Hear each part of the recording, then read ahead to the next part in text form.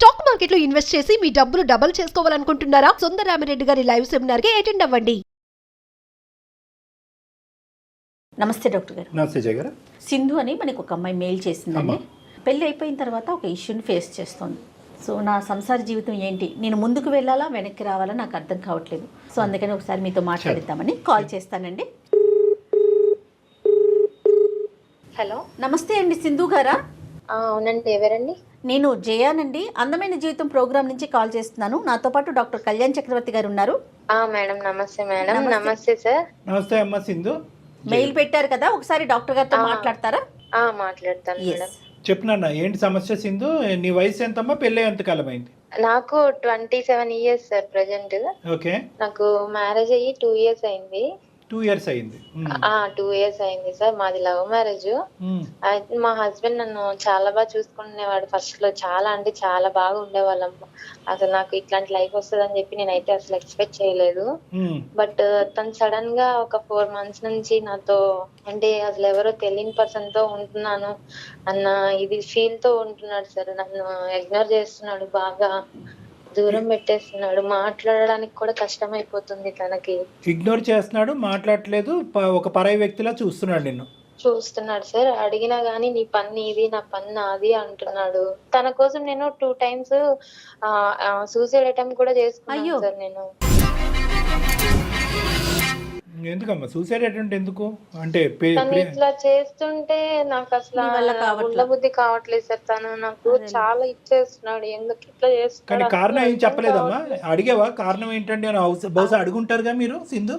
నాకు తల్లిదండ్రి లేరు సార్, అండ్ తనకి కూడా పేరెంట్స్ లేరు. తను వాళ్ళ మావయ్య వాళ్ళ దగ్గర ఉంటాడు సార్. ఓహో, నేను తల్లిదండ్రులు లేరు. అతను ఏం చేస్తుంటాడు?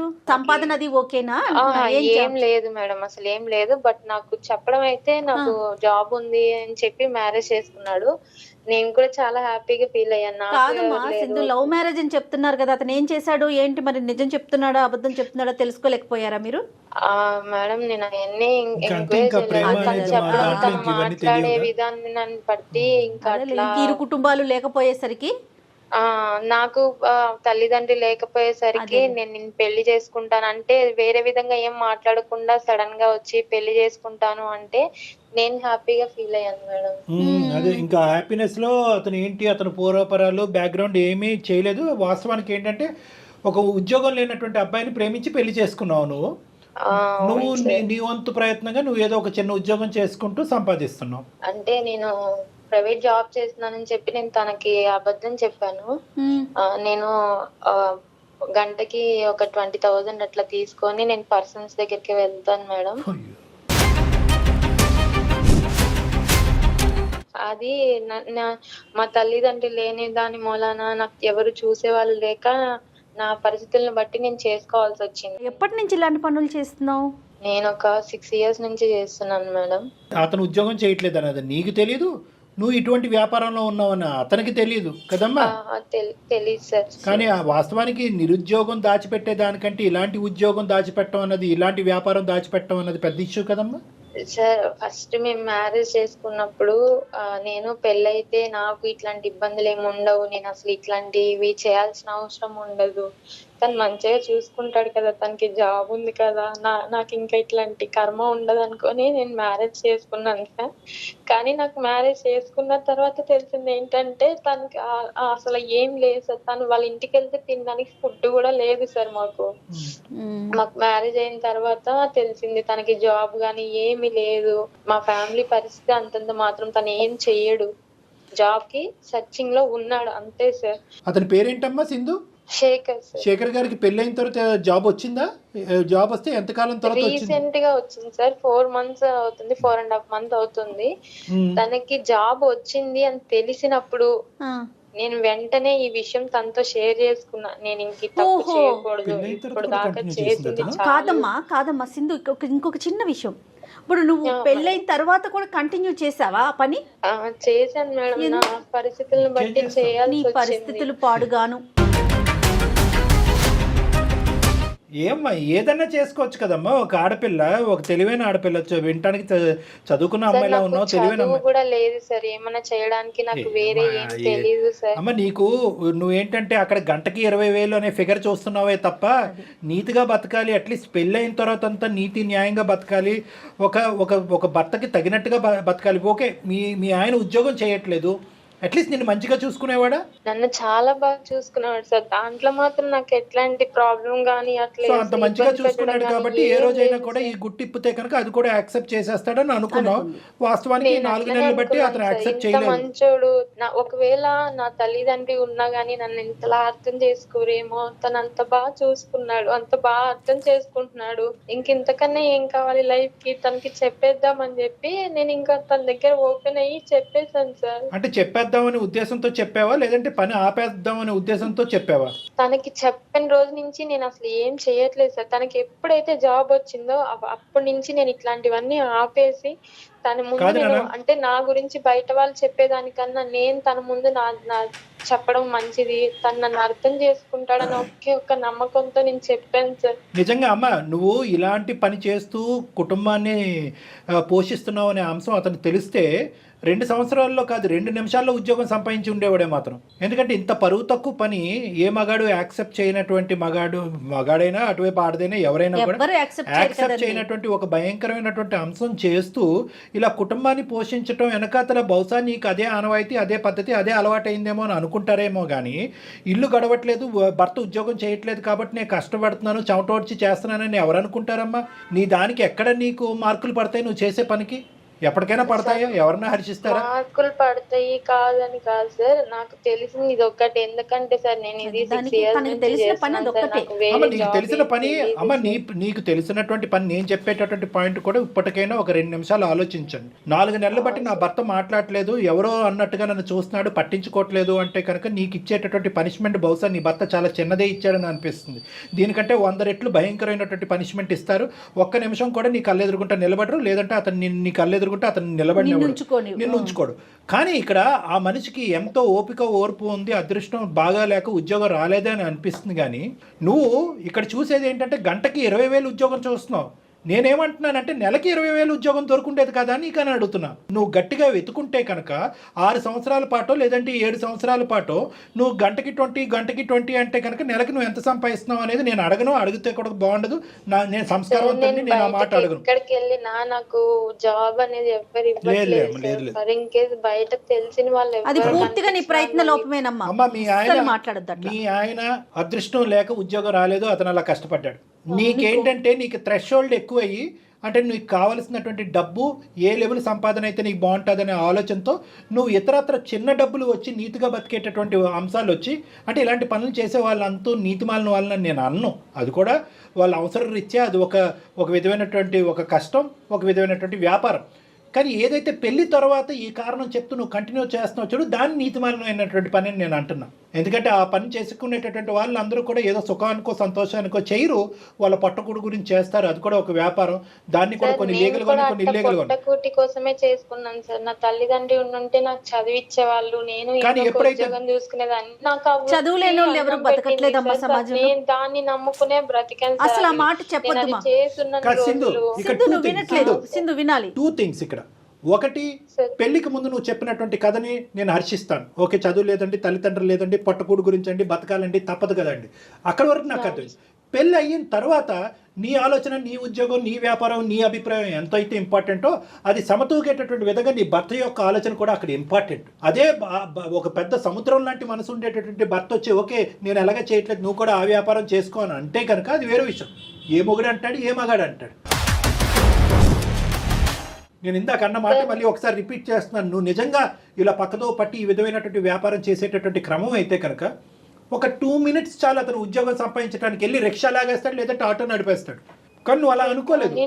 అడుక్కొని తీసుకొచ్చైనా భార్యని బతికించుకోవాలనుకుంటారు. మనసుంటే మార్గం ఉంటుంది. చదువు లేని వాళ్ళందరూ ఇదే వృత్తిని తీసుకుంటున్నారా చెప్పు? సమాజంలో చదువు లేని వాళ్ళు లేరా? అదే నీకు ఒక వృత్తి కింద అయిపోయింది అంతే. ఇంకా అంతకు మించి నువ్వు బయటికి రాలా, ఆలోచించలా. ఏంటి డాక్టర్ గారు అంతేనా? అంతే, వచ్చేటటువంటి కంఫర్ట్ జోన్ ఒకటే చూసుకున్నావు కానీ దీనికి ఆల్టర్నేటివ్ ఏంటి అనేది ఇంకో ఆలోచించలా. నీట్గా బతకచ్చా, లేదంటే మనకు మనలాంటి స్థానంలో ఉండేటటువంటి చాలా మంది పెళ్ళైనటువంటి ఆడవాళ్ళు భర్తలు ఉద్యోగం చేయకపోతే కనుక అందరూ కూడా ఇలా పక్కదో పడుతున్నారా? సో ఇక్కడ ఏంటంటే బేసిక్గా జయ గారు నేను చెప్పేది ఏంటంటే ఇంకో డైరెక్షన్లో నీ కష్టం మేము కాదనట్లేదు. నీ తిండి గురించి మేము ఎలా మాట్లాడుతాం, నీ పొట్టకొట్టు గురించి నువ్వు కష్టపడ్డాను అని అంటున్నావు. కానీ at the end of the day ఏంటంటే ఆల్టర్నేటివ్ పాత్వేస్ అనేది ఇంకో ఏమైనా ఇతరత్ర దారులు ఉన్నాయని నేను సంపాదించడానికి.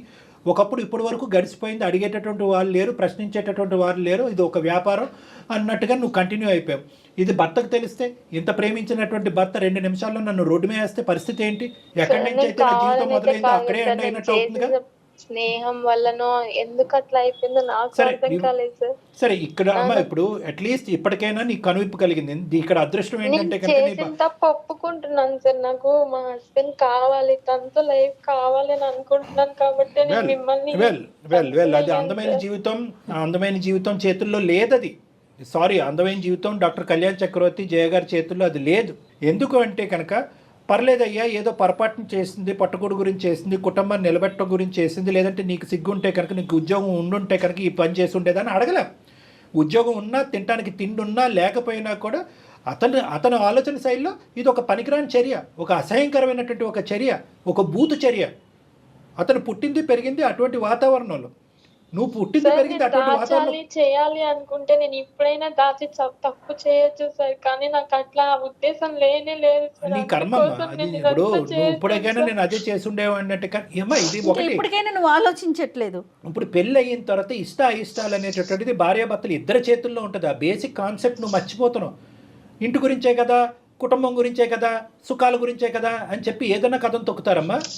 ఇప్పటికీ తనకి అదే ఆలోచనలో అదే నేను చేస్తుండేదాన్ని అంటే ఇప్పటికైనా నువ్వు బయటపడాలని ఆలోచించమ్మా. నీకు ఏ స్థాయిలో ఇది ఒక పని కిందే, అంటే ఇది ఒక నీతిమాలిన పని కింద కాకుండా, ఒక చేయకూడనటువంటి పని కింద కాకుండా, ఇది ఒక పని అనే కేటగిరీలో పెట్టి దీని దగ్గర నుంచి డబ్బులు వస్తున్నాయి, ఈ డబ్బులతో మన కుటుంబం నడుస్తుందనే ఆలోచనలోనే ఉన్నాయి. కానీ ఒక థర్డ్ పర్సన్ లేదంటే ఒక సెకండ్ పార్టీ నీతో పాటు జీవితాన్ని పంచుకోవటానికి వచ్చి నిజాయితీగా నిక్కచ్చిగా చాలా ప్రేమాభిప్రాయాలతో ఉండేటటువంటి ఒక వ్యక్తి, నీతో పాటు ఉన్నటువంటి వ్యక్తి ఏ విధంగా ఆలోచిస్తాడని ఆ పాయింట్ ఆఫ్ వ్యూలో చూడలేకపోతున్నాం. ఇప్పటికీ అందమైన జీవితంలో డాక్టర్ కళ్యాణ్ చక్రవర్తి ఏం చెప్తున్నాడనే యాంగిల్లో చూడలేకపోతున్నాను. నేనేం తప్పు చేశానండి, కరెక్టే కదండి, చెప్పకూడదు ఉంటే కనుక ఇప్పటికి కూడా ఎందుకు చెప్తాను.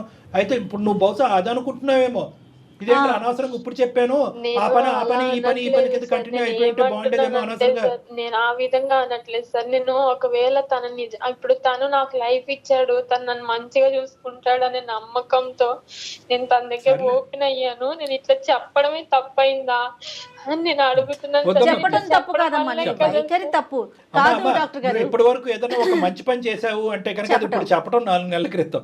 దయచేసి అది దాని ఆ అంశం నుంచి విత్డ్రా అవ్వద్దు. డాక్టర్ గారు నాకు ఇంకొక సందేహం, ఇప్పుడు అతనికే కనుక జాబ్ రాకపోయి ఉంటే కంటిన్యూ అయ్యేదిగా? ఇది ఎల్లకాలం కంటిన్యూ అయ్యేది. అదే నేను ఏమంటున్నానంటే నీ యొక్క మార్పు కండిషనల్ అయిపోయింది. నీ మార్పు ఈజ్ ఈక్వల్ టు అతను జాబ్ రావటం.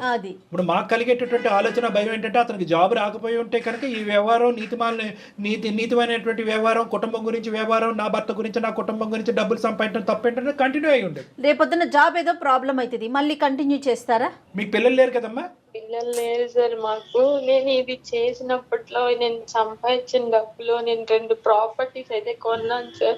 అది మా ఇద్దరి పేరు మీద ఉంది సార్. నేనే ఒకవేళ తనకి జాబ్ వచ్చినా రాకపోయినా ఇది మానేసి మేమిద్దరం సెటిల్ అయితే చాలు, తను నాతో ఉంటే చాలు అని అనుకున్నాను సార్. నువ్వు 2 ప్లాట్లు కొన్నావా, 4 ఇల్లులు కొన్నావా అనేది కాదు ఇక్కడ. వాటి బట్టి అతను ఏమి ఇప్పుడు కరిగిపోడారే, అంత కష్టపడి సంపాదించినటువంటి సంపాదనతో కొన్నటువంటి ఆస్తి ఇద్దరు పేర్లు పెట్టింది అనేది కాన్సెప్ట్ కాదు. నేను బెడ్రూమ్లో పడుకున్నటువంటి నా భార్య నా పక్కనే కాకుండా చాలా మందితో పాటు పడుకుంది అనే ఒక ఆలోచన ఒక మగాడికి ఏ విధంగా ఉంటుంది అంటే కనుక అది నువ్వు 100 కోట్ల ఆస్తి తీసుకొచ్చి అతని కాళ్ళ దగ్గర వేసినా కూడా కనుకరించేటటువంటి అవకాశం ఉండదమ్మా. సో ఇది డబ్బులతో ముడిపెట్టద్దు, ఆస్తులతో ముడిపెట్టద్దు, కుటుంబ పోషణ గురించి ఒక ఆడది తీసుకున్నటువంటి దారి అనేటటువంటి ఆలోచనతో ముడిపెట్టద్దు. ఇది అన్నిటికీ భిన్నమైనటువంటి ఒక అంశం. ఇది కేవలం అతని మనసు, అతని ఆలోచన, అతను పెరిగినటువంటి విధానం, అతని వైఖరి బట్టి ఆధారపడి ఉంటుంది. ఇందాక నేను చెప్పినట్టుగా ఇంత క్లిష్టమైనటువంటి అంశాన్ని సమాజం యాక్సెప్ట్ చేయదు. ప్లస్ అందమైన జీవితం డాక్టర్ కళ్యాణ్ చక్రవర్తి, ఇదిగో మార్గం బాబు శేఖర్, ఆ అమ్మాయి ఏదో తెలిసి తెలియక తప్పు చేసింది, ఇప్పుడు మారింది కాబట్టి నువ్వు స్వీకరించు అని చెప్పడానికి కూడా ఉండదు. ఎందుకంటే కనుక అతని జీవితంలో అతని తల్లిదండ్రులు లేనటువంటి స్థానాన్ని నీకు ఇచ్చాడమ్మా. ఇప్పుడు వాస్తవానికి ఏంటంటే అక్కడ తల్లిదండ్రులు లేరు, ఆ స్థానం ఇచ్చినటువంటి భార్య కూడా ఉన్నట్టుగానే ఉండి మోసం చేస్తుందనే మాట అతను అన్నప్పుడు నువ్వు మోసపోలేదు, నువ్వు కరెక్టే ఉన్నావని ఎలా చెప్తావు? చూద్దాం అతను ఎలా ఆలోచిస్తాడో, నీ అదృష్టం ఎలా ఉందో, నీ తలరాత ఎలా ఉందో. సార్ నేను నాకు నా బాధ చెప్పుకోవడానికి కూడా నాకు ఎవ్వరు లేరు సార్. నేను అందుకోసం మిమ్మల్ని మీ దాకా వచ్చి ఒక్కసారి కావాలంటే నన్ను కొట్టండి, తిట్టండి. తన ముందు నాకు ఎట్లాంటి తను నాకు ఏ పనిష్మెంట్ ఇచ్చినా నేను దానికి యాక్సెప్ట్ చేస్తాను సార్. తను లేకుండా నీకు చెప్పుకోవటానికి మా నెంబర్ దొరికింది. అతను ఎంత కుమిలిపోతున్నాడు ఈ 4 నెలలు బట్టి, ఎంత భయంకరమైనటువంటి పరిస్థితిలో ఉన్నాడు. ప్రేమించి నమ్మకంగా చేసుకున్నటువంటి భార్య కడుపు నొప్పో, కాలు నొప్పో, క్యాన్సర్ అంటే కనుక అది ఎక్కడన్నా చెప్పుకోవచ్చు. లేదంటే పాత బాయ్ ఫ్రెండ్తో కంటిన్యూ అవుతుందంటే కనుక అదొక ఎత్తు. బాయ్ ఫ్రెండ్లు కాదు, ఏది కాదు, ఇదే వ్యాపారం, ఇదే వృత్తిలో ఉంది అనేటటువంటిది కడుపు ఎక్కడ చెప్పుకుంటాడు, తలెక్కడ దాచుకుంటాడు. అతని పరిస్థితి చూస్తుంటే ఇంకా భయం వేస్తుంది. నువ్వేంటంటే నా మొగుడిని కాపాడి, నా పెళ్లిని కాపాడిని అంటున్నాడు. అతని మానసిక పరిస్థితిని ఫస్ట్ కాపాడిన తర్వాత నిన్ను, నీ పెళ్లిని కాపాడుతాం. అర్థమైందమ్మా? ఇక్కడ అతను బాధితుడు, అతను విక్టిమ్, నువ్వు బాధితురాలు కాదు, అతని పేషెంట్. మా పెళ్ళైన తర్వాత నేను చేసే పని వల్ల తనని నేను ఎంత మోసం చేస్తున్నానని నా లోపల నేను చాలా కుమిలిపోయిన రోజులు చాలా ఉన్నాయి సార్. లేదురా నాన్న, ఎప్పుడు నాకు మోసం చేయాలన్న ఆలోచన లేనే లేదు సార్ అసలుకి. కదమ్మా, ఇక్కడ డిప్రెషన్ ఉంటే ఎవరికి ఉండాలి, ట్రీట్మెంట్ అవసరం అయితే అర్జెంటుగా ట్రీట్మెంట్ ఎవరికి ఇవ్వాలి, సూసైడ్ చేసుకునే ఆలోచన ప్రధానంగా ఎవరికి ఉంటుందో చెప్పు నువ్వు నాకు. ఇక్కడ నీకా నీ భర్తగా రావాలి సార్. కానీ ఒకటి నేను ఈ భయంకరమైనటువంటి వార్త చెప్పిన తర్వాత నా భర్త ఎంత మనస్తాపం చెందాడో, ఎంత భయంకరమైన పరిస్థితిలో ఉన్నాడో డాక్టర్ గారు దయచేసి అతను కాపాడండి అని ఫస్ట్ అడుగు. తర్వాత నీ పెళ్లి వెళ్తున్న ప్రతిసారి నేను తనని ఫాలో కూడా అవుతున్నాను సార్, ఎక్కడికి వెళ్ళిపోతున్నాడో ఏంటి అని. ఎంత ఫాలో అవుతావులే కానీ సరే. ఇప్పుడు ఏమంటావు, ఎందుకు మాకు ఈమెయిల్ పంపించావు, ఏం చేయగలం అనే ఆలోచనతో? సార్ మీరు ఒక్కసారి తనతో మాట్లాడి నాకు కొంచెం మా ఇద్దరిని కలపండి సార్, నాకు తను కావాలి సార్. అర్థమైంది నాన్న, అర్థమైంది, మాకు అర్థమైంది, నీ బాధ అర్థమైంది. ఏం చేద్దాం డాక్టర్ గారు? ఒకసారి కలుపుదాం మేడం, ఒక ప్రయత్నం అయితే చేద్దాము. ఎందుకంటే మన వరకు వచ్చిన వాళ్ళని ఎవరిని ఇప్పుడు వరకు ఖాళీ చేతితో పంపించలేదు. మనం ఫోన్ కాల్ చేద్దాము. ఇందాక అమ్మాయికి చెప్పినట్టుగానే ఇటువంటి అంశంలో పూర్తి స్థాయి గ్యారంటీ కానీ హోప్ కానీ ఇవ్వదలుచుకోలేదు. సో ఫస్ట్ అతని పరిస్థితులు ఎలా ఉందో తెలుసుకుందాం. నువ్వు ఫోన్ కలపమ్మా. आपका कॉल होल्ड पर है, लाइन पर बने रहें या कुछ देर बाद कोशिश करें. హలో ఏమండి, చెప్పు. ఎందుకు ఇట్లా చేస్తున్నావు నువ్వు? అసలు ఎలా ఉండాలి నీతో? నేను చేసింది నీ దగ్గర నాకు తప్పని నేను ఒప్పుకున్నాను కదా. నాకు నువ్వు కావాలి, నీతో లైఫ్ కావాలి అని చెప్పి నేను నిన్ను అడుగుతున్నాను కదా. కానీ నువ్వు నన్ను ఎట్లా చూస్తున్నావు? మనం కలిసి ఉన్న ఈ 2 years లో ఎప్పుడు మనం ఎంత మంచిగా ఉన్నది ఒక్క రోజు కూడా గుర్తు రావట్లేదా నీకు? చెప్పు. చచ్చిపోయింది అసలుకి. ఇప్పుడు మళ్ళీ నన్ను అది రికవర్ చేయమన్నా నా వల్ల కాదు. అసలు యాక్సెప్ట్ చేయలేకపోతున్నాను నీతో. అట్లా మాట్లాడుకురా నువ్వంటే నాకు ఎంత ఇష్టమో నీకు తెలీదా? చెప్పు. నువ్వుతో మాట్లాడకుండా, నిన్ను చూడకుండా నేను ఉండలేను కదా. నువ్వు కావాలని చెప్పి నేను నీ దగ్గరికి వస్తుంటే నువ్వు ఎందుకు ఇట్లా చేస్తున్నావు నన్ను? అసలుకి రోడ్డు మీద ప్రతి ఒక్కరిని అందరిని చూస్తున్నా.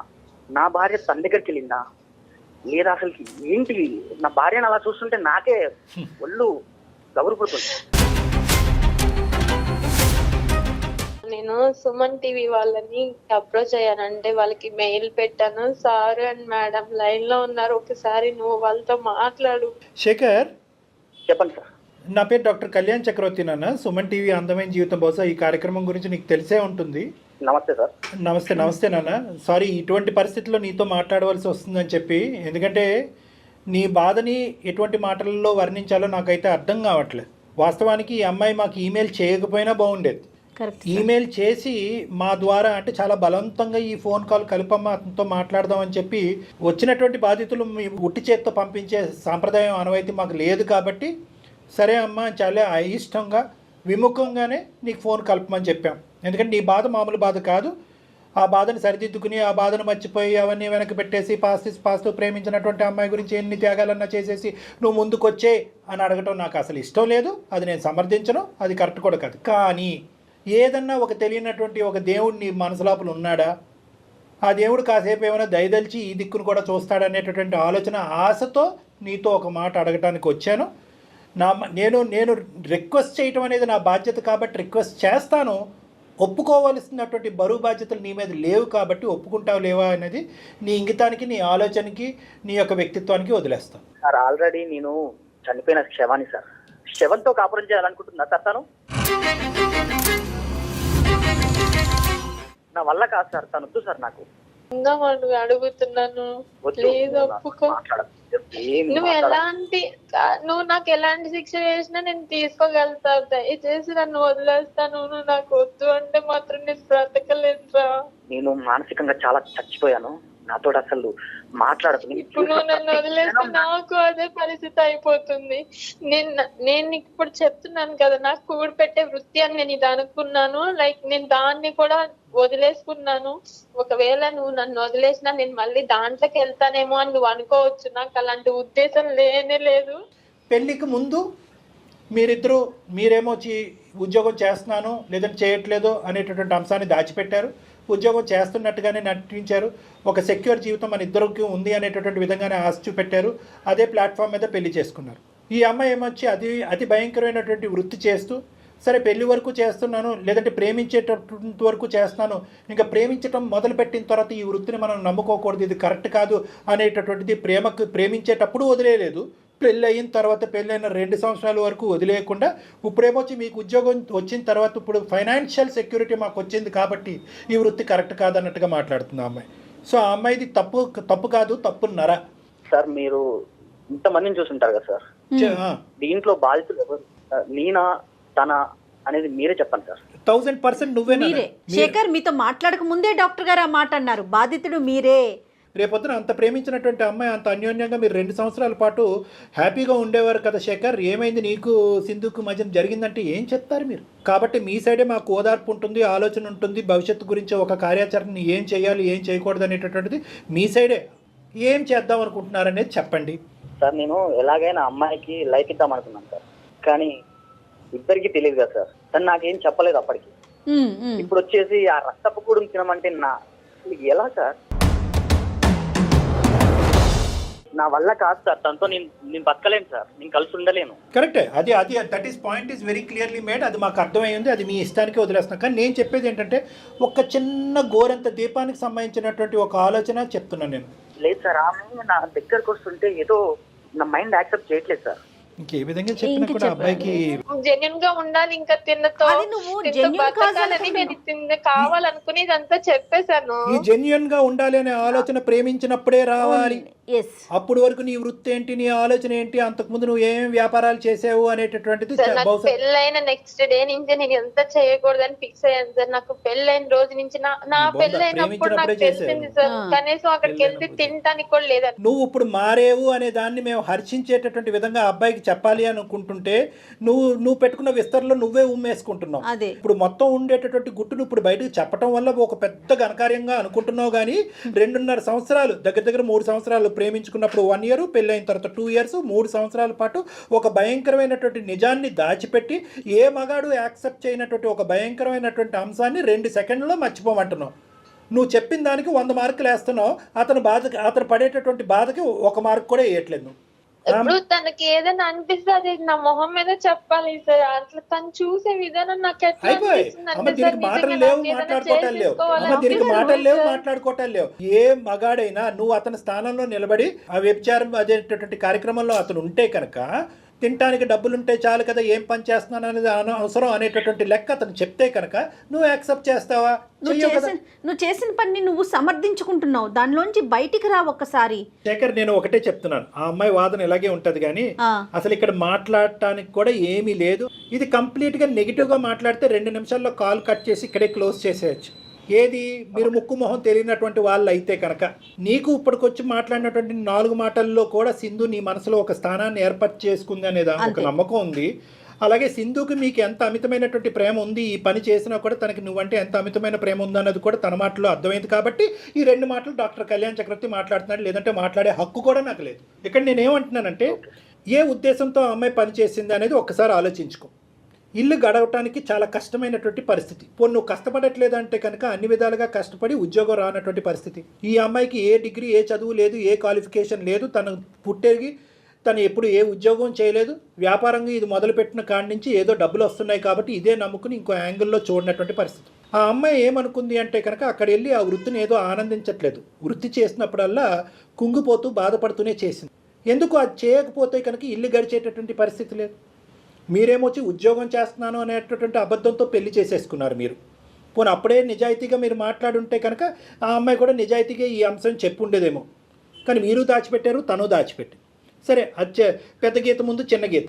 ఇందాక నేను అన్నట్టుగా ఏంటంటే బహుశా ఈ అమ్మాయి ఈ వృత్తి చేయకుండా ఉండుంటే కనుక మీరు ఇలా అబద్ధం ఆడి ఉద్యోగం చేయకుండా పెళ్లి చేసుకుని ఉంటే కనుక ఏమయ్యా నువ్వేం మగాడవయ్యా, ఏ ఉద్యోగం చేయకుండా ఒక ఆడపిల్లను మోసం చేసి ఎలా పెళ్లి చేసుకుంటావయ్యా? ఆల్రెడీ తల్లిదండ్రులు లేనటువంటి ఆడపిల్లని ఈ విధంగా మోసం చేస్తావా? భర్త అనేటటువంటి స్థానం కాకుండా తల్లిదండ్రులు లేనటువంటి స్థానాన్ని కూడా నీకు ఇచ్చింది, అదేవిధంగా తల్లిదండ్రులు లేనటువంటి స్థానాన్ని నువ్వు అమ్మాయికి ఇచ్చావు, అది వేరే విషయం అని అనుండేవాళ్ళు. కానీ ఈరోజు ఈ అమ్మాయి ఆ పని చేయటం వల్ల నువ్వు ఉద్యోగం చేయకుండా దొంగచాటును వచ్చి పెళ్లి చేసుకునేటటువంటి అంశం ఈరోజు కప్పడిపోయింది. కానీ నేను అయినా కానీ దీన్ని నీ సైడే మాట్లాడుతున్నాను. ఒక్క 1 ఇంచు అటువైపు కూడా ఆలోచించమంటున్నాను. ఉద్దేశం ఏంటి? ఉద్యోగం లేకపోతే ఇలాంటి వ్యాపారాన్ని ఎంచుకుంటారా సార్? చెప్పండి. అయినా కానీ నేను సమర్థించట్లేదు.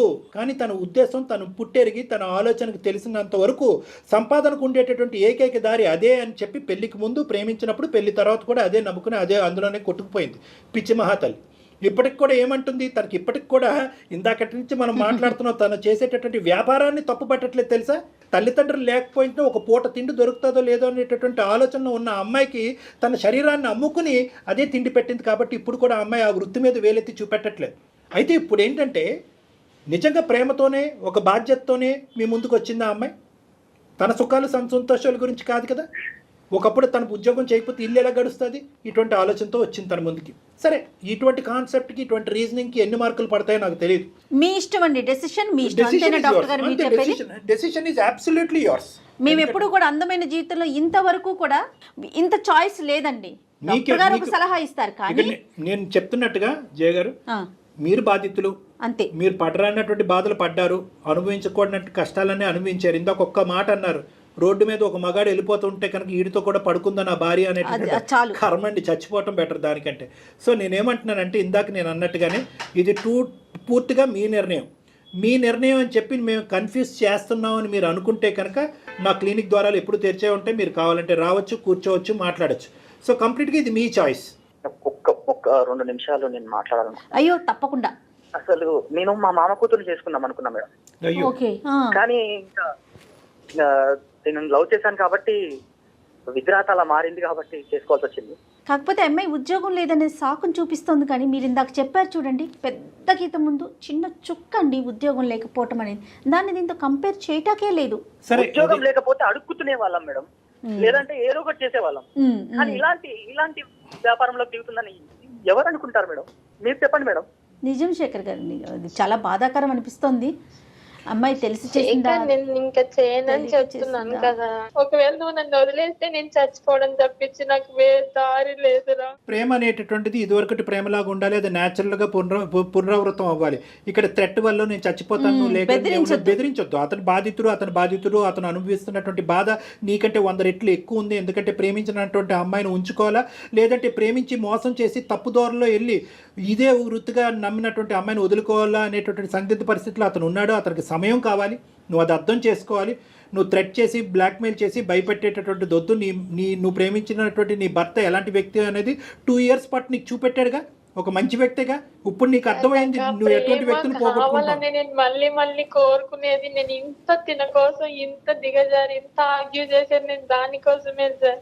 నాకు తల్లిదండ్రి లేని లోటు తీర్చాడు. తల్లిదండ్రి ఉంటే ఆ ప్రేమ ఎలా ఉంటుందో తను చూపించాడు. అంత ప్రేమ చూపెట్టినటువంటి వ్యక్తి ఈ అంశం తెలిస్తే కనుక ఏమవుతాడు అనే 0.1% నువ్వు ఆలోచించుంటే కనుక ఈరోజు ఈ ఎపిసోడ్ ఈ మాట్లాడుకోవటం కూడా అక్కర్లేదు. వేరే వ్యక్తి పక్కన నేను పడుకుంటున్నాను, అదే రాత్రి మళ్ళీ నా భర్త పక్కన పడుకుంటున్నాను. ఇది వాస్తవం, ఈ నిజం తెలిస్తే కనుక నా భర్త ఉంటాడా లేదా అన్నది కాదు, బతుకుంటాడా లేదా అనేది ఆలోచించుంటే కనుక ఈరోజు మనకి ఎపిసోడ్ అక్కర్లేదు. నీ ఆలోచన అనేది చాలా లేట్గా వచ్చింది. ఇప్పటికి కూడా నువ్వేమంటున్నావు అంటే కనుక చెప్పకుండా ఉండుంటే ఏం చేసి ఉంటే, నువ్వు చెప్పకపోతే ఇంకొకరు చెప్పేవారు అప్పుడు. కానీ అది మోసం చేయటం కదా, అది మోసం. అసలు నువ్వు చెప్తావా, ఇంకొకరు చెప్తారా, తర్వాత పచ్చి మోసం కదమ్మా అది. సరే, భార్యాభర్తల ఇవన్నీ కాసిందు బంతి అతని కోర్టులో ఉంది. అతను ఇట అట అనేటటువంటి నిర్ణయం తీసుకోలేదు. ఇక్కడ మాట్లాడినా నా క్లినిక్ వచ్చినా అతన్ని బలవంతం పెట్టేటటువంటి ఉద్దేశం నాకు లేదు. ఓకే. ఒకటి కాకపోతే 100 రోజులైనా అతను ఈ నిర్ణయం తీసుకోవడానికి అతను అవకాశం ఇవ్వాలి. అతను నిర్ణయం తీసుకునేటటువంటి క్రమంలో మీరిద్దరు ఒకే రూఫ్ కింద ఉంటారా, ఒకే ఇంట్లో ఉంటారా, విడివిడిగా ఉంటారా అనేది ఆలోచించుకోండి. అది కూడా మనం ఒకసారి క్లినిక్ కౌన్సిలింగ్కి వచ్చాక మనం మాట్లాడుకుందాం. అప్పటి వరకు అతని మీద బలప్రయోగం చెయ్యొద్దు, బలవంతం పెట్టద్దు. అటువంటి ఆలోచన కూడా నువ్వు విరమించుకో. ఎందుకంటే ఆల్రెడీ అతను చాలా సఫర్ అవుతున్నాడు. 1కి 100 సార్లు నేను బతుకును, నేను చచ్చిపోతాను నువ్వు అంటాం కాదు. అతను బ్రతుకుంటాడా, సూసైడ్ చేసుకుంటాడా ఈ డిప్రెషన్లో అనేది నాకు భయంగా. సో కాబట్టి అతను స్వేచ్ఛగా ఒక నిర్ణయం తీసుకునే దానికి ఒక అవకాశం ఇవ్వు ప్లీజ్. ఇది నీకు నా రిక్వెస్ట్. నువ్వు 2 ద్వారాలు తెరిచి ఉంచాలి. మంచి జరిగితే మంచి జరుగుతుంది, ఇంకోటి జరిగినా కూడా మంచిదే. కలిసి ఉన్నా మంచిదే, కలిసి లేకపోయినా కూడా మంచిదే. దిశ ఏంటి, ఫ్యూచర్ ఏంటి, నీ భవిష్యత్తు ఏంటి, తన భవిష్యత్తు ఏంటి, తన భవిష్యత్తు అనేటటువంటిది నువ్వు తీసుకున్న నిర్ణయం బట్టి తనకు కౌన్సిలింగ్ ఇస్తాను. ఓకే, ఇద్దరు కలిసి అయితే మాత్రం రాకండి. ఫస్ట్ నువ్వురా, నీ ఆలోచన ఏంటి, నువ్వు ఏ దారిని తీసుకున్నావు, ఏ దారిని ఎంచుకున్నావు అనే దాన్ని బట్టి ఆ అమ్మాయికి తర్వాత నేను కౌన్సిలింగ్ చేస్తాను. ఎందుకంటే ఇక్కడ పెద్దలు ఇన్వాల్వ్ చేయడానికి లేదు, ఇరువైపులో తల్లిదండ్రులు లేరు. ఓకే శేఖర్. ఓకే అమ్మా సింధు, ధైర్యంగా ఉండు. ఇది అసంపూర్తిగా అనిపించినా కూడా చాలా మందికి దీనికి ఏంటంటే ఇక్కడ అస్సలు ఇలా చెయ్యి బాబు అని సజెషన్ ఇవ్వడానికి కూడా మనకు లేదు. సజెషన్ ఇలా చెయ్యి అనేది కాదు. మనం ఇక్కడ చేయవలసింది ఏంటంటే ఆ అబ్బాయికి ఒక గైడెన్స్ ఇవ్వాలి, ఒక ఓదార్పుని ఇవ్వాలి, ఒక మోరల్ సపోర్ట్ ఇవ్వాలి. ఆ అబ్బాయి తీసుకోబోయే నిర్ణయాలు, మార్గాలు సరైనటువంటిదా కాదా భవిష్యత్తులో అనేటటువంటి దాన్ని ఒకటి చూడాలి. మానసిక వేదన నుంచి ఆ అబ్బాయిని బయటకు లాగాలి. అక్కడ తీసుకునేటటువంటి నిర్ణయం బట్టి ఈ అమ్మాయికి కూర్చోపెట్టి, అమ్మాయి ఇదమ్మా నువ్వు ఏదైతే జరిగిందో జరిగిపోయింది, ఇక ముందు నుంచి ఏదైతే నిజం, ఏదైతే భవిష్యత్తు నీ కళ్ళెదురుగుతుంటో కనిపిస్తుందో దాన్ని ఆచరించుకుంటూ ముందుకెళ్ళటం తప్ప నీకు దారి పరిష్కారం లేదని చెప్పాలి. రైట్.